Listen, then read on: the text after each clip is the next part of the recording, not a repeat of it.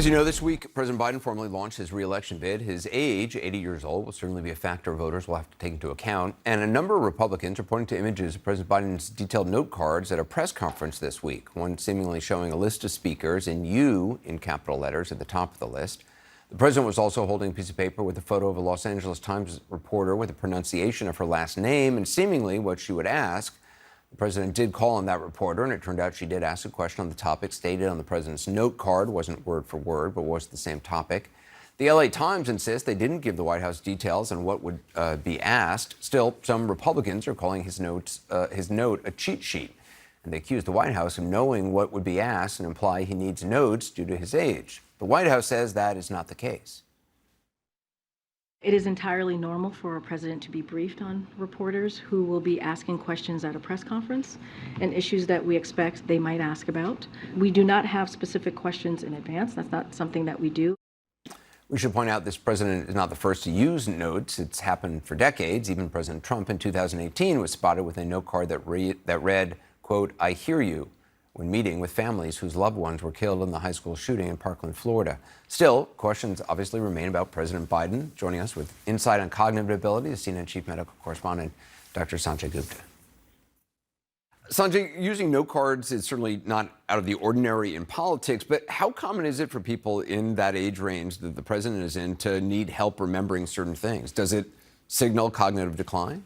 I don't think it signals cognitive decline. And frankly, people who are many decades younger even often use note cards. I mean, when you have a lot going on, you have a lot of things to sort of keep on top of. They help. They're these cues to sort of get you through your day. So I worked at the White House back in the 90s, and I remember President Clinton often using note cards at that point. He was much younger, obviously. What I can tell you, it's interesting, age is obviously a factor when it comes to, attention, memory, things like that. It's not the only factor. Your overall lifestyle is a big factor.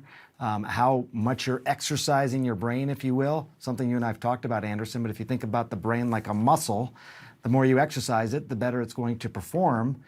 Being president, I think, is one of those ways of sort of exercising the brain. Your genetics make a difference to some degree. His father and mother, I think, lived into their late 80s, early 90s.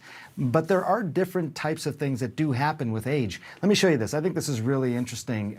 Sort of break this down into crystallized abilities and fluid abilities. Going up and to the right, the darker line, that's crystallized abilities over one's age.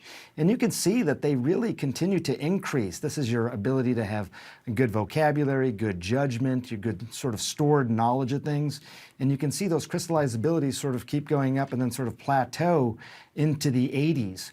What does go down at a pretty remarkably young age, like in your 20s, it starts to decline and really decline around mid-50s, early 60s, is your fluid abilities. And think of that more like attention. Think of that like your processing speed. So it's like you have a lot more stored knowledge and judgment, but your overall processing speed, at least according to some of these studies, does start to go down. That could also explain, the need for cues and things like that. I'm happy that I'm right in the age where it's really starting to escalate downward.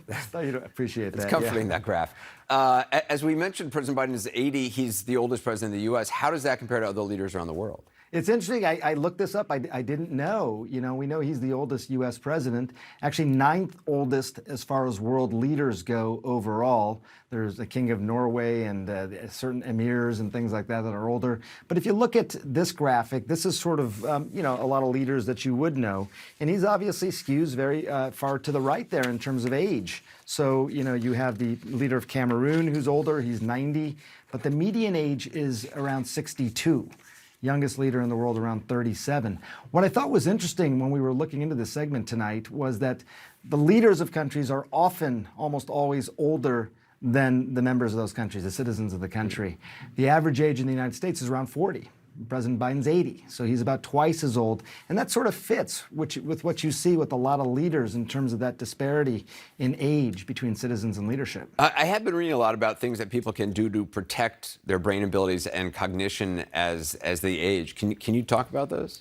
Yeah, I'm wildly fascinated by this. As you know, I wrote a book about this because I think maybe as we're getting older, it becomes more of a concern. But actually, physical exercise is one of the biggest protectants, as it turns out, of cognitive health.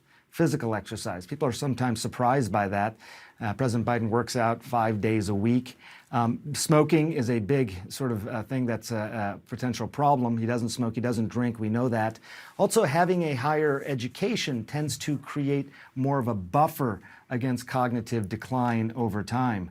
But again, going back to this notion of if you don't use it, you lose it, I think people who are rigorously exercising their brain, if you will, with all these different challenges, that also is predictive of long-term cognitive health as well. Fascinating. Sanjay, appreciate it.